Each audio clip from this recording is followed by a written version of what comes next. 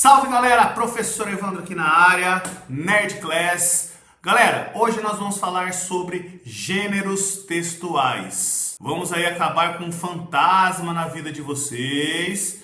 E detalhe, hein? Vocês vão descobrir para que serve, tá? Serve para passar pro Enem. E serve para passar de ano também. Então presta atenção com a gente, roda a vinheta, vem comigo.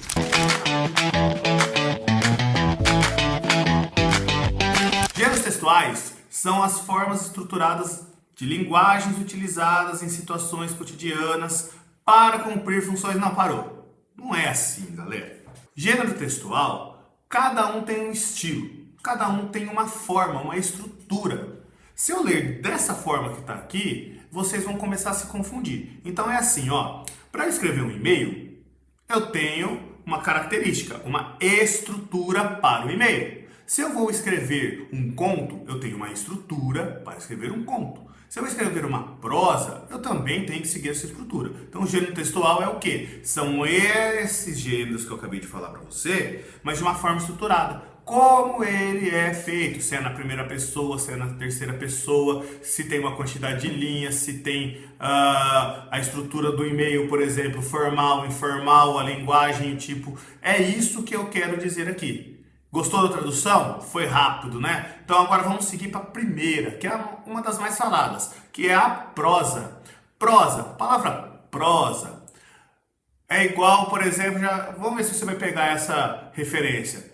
O conceito de estratégia, do grego, estratégia, lembra dessa conversa aí? Então mais ou menos assim, ó, a palavra prosa, do latim prosa oratio, que significa discurso direto, livre. Sabe o que é? É aquele texto corrido que você já faz, automático, com parágrafo, tudo bonitinho, texto normal, entendeu? Ele é diferente da poesia, a prosa não tem métrica, não tem rima, não tem aqueles 4 versinhos, não tem estrofe, nada. Ele segue a forma natural como a gente fala, beleza? É escrita do cotidiano na literatura, beleza? E aí como que é a estrutura da prosa então? Ela é escrita de forma contínua, então tem o parágrafo, que vai preencher a página. Lembrando do parágrafo, hein? Lembra lá no fundamental. 2 dedinhos e começa a escrever. Beleza? Vamos manter o padrão aí, certo? Utilize esses parágrafos que vão preencher a página. Essa é a estrutura. Linguagem. Ela pode ser denotativa. Professor, o que é denotativa? Denotativa, o sentido real da palavra. Objetiva, direta. O primeiro significado do dicionário. Lembra que é um dicionário ou não? Não o online, tá? Pergunta para os seus pais aí, o dicionário mesmo físico, aquele que você tem que pegar e ficar folheando, tá? Ou conotativa. Conotativa é a mesma coisa que sentido figurado, tudo bem? Então, é uma linguagem literária, figurada, expressiva, beleza? Então você pode utilizar tanto a denotação quanto a conotação para fazer essa linguagem. Qual é a abrangência disso, tá? A prosa é um guarda-chuva literário. Então, dentro dela, você vai encontrar o romance, a novela, o conto, a crônica, a carta, o diário, entre outros. Então, ela vai abranger vários tipos textuais, vários. Uma das mais utilizadas aí, né, que seria o conto e a crônica, que nós vamos falar aqui também. Aliás, trazendo esse gancho, já vamos falar sobre o conto? Vamos falar o que ele significa? Vamos lá. O conto, ele é uma narrativa breve, concisa e ele tem uma grande intensidade.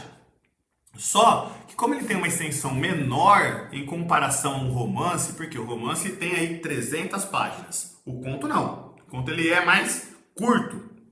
E ele exige que o autor vá direto ao ponto, sem descrições excessivas, certo? Então, conto, por exemplo, nós temos aí Machado de Assis, temos o Edgar Allan Poe com o Corvo, nós temos vários contos maravilhosos. A Cartomante é um.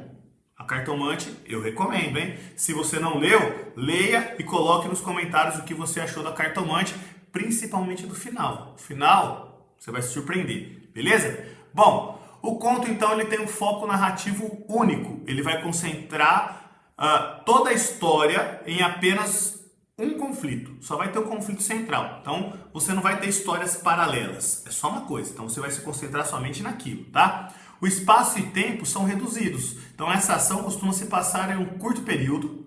questão de dias, meses, semanas e em poucos cenários. Então você não vai viajar muito, certo? Vai ser em poucos lugares e que você vai identificar logo de cara. Então não precisa ficar lembrando de onde é. Ele já vai falar para você, certo?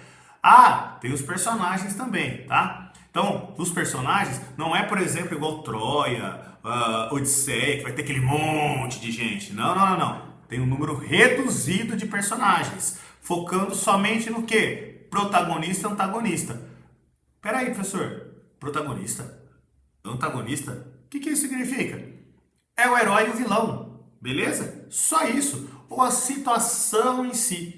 Então, quando você fala de personagens, você pode ter o foco no herói e no vilão. Aliás, eu prefiro o vilão, mas você coloca aí embaixo o que vocês preferem, beleza? Ou a situação envolvida, fechou? Então, o conto ele vem assim, ó. Vamos lá, lembra da estrutura que eu falei lá atrás dos gêneros textuais?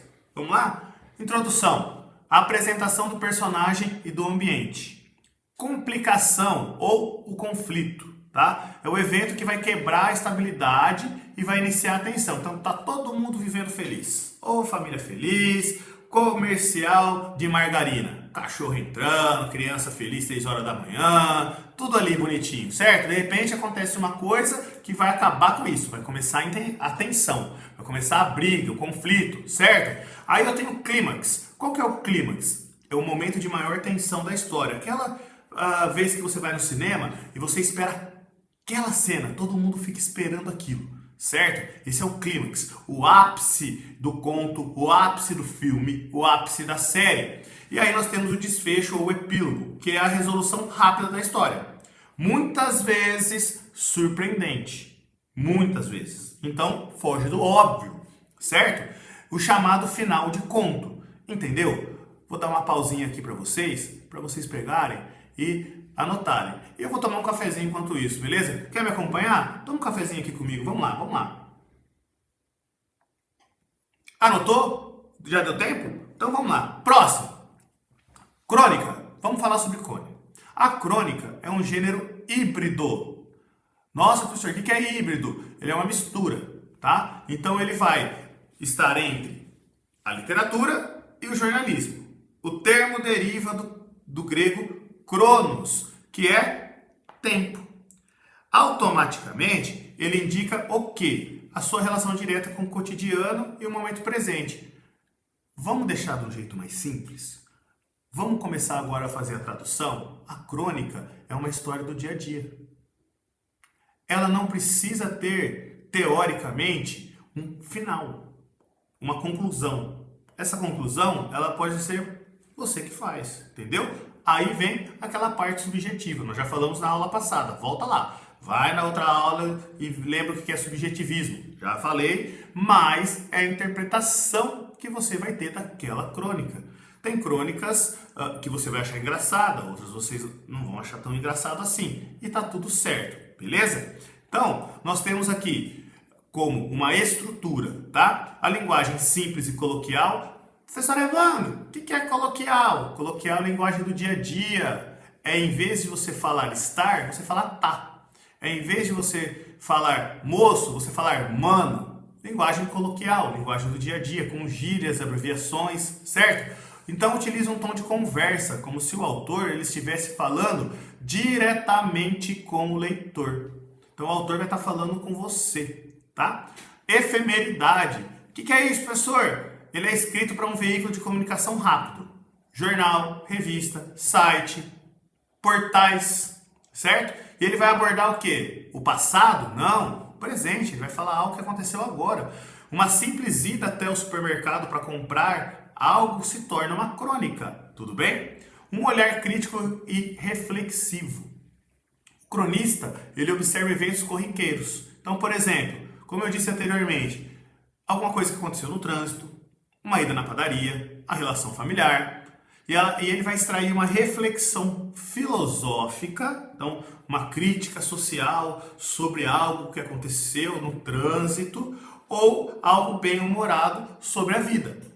Geralmente, a crônica, como nós temos aí Luiz Fernando Veríssimo e outros grandes autores, ele retrata de uma forma bem-humorada situações do dia a dia, mas é uma crítica social. beleza? E falando de Veríssimo, preste atenção nesse autor, tá? Pai e Filho. Deem uma olhada porque é interessante e também está nos principais vestibulares e também no Enem, ok? Bom, a crônica ela pode ser jornalística, que aborda fatos políticos e sociais com viés crítico. A crônica humorística foca na comédia dos erros do dia a dia. Exemplo, posso fazer uma crônica humorística dos erros de gravação que a gente faz aqui, tá? Você acha que dá certo? Dá certo não, sai muita coisa errada aí. Óbvio que a gente não vai mostrar, mas é engraçado.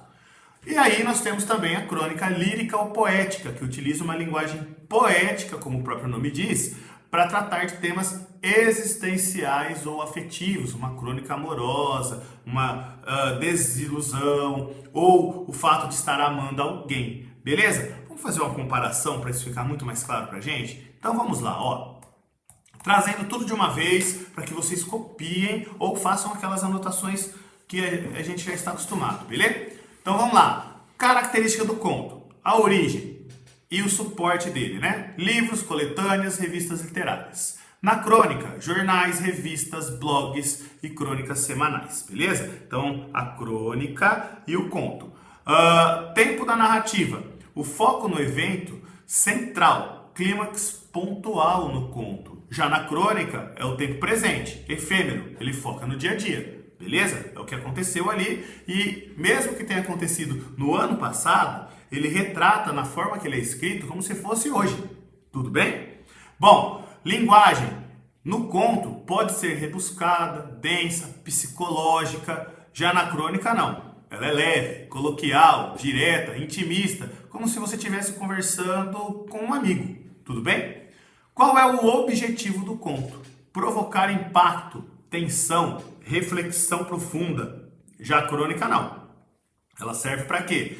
Para descontrair, observar o cotidiano e criticar com leveza.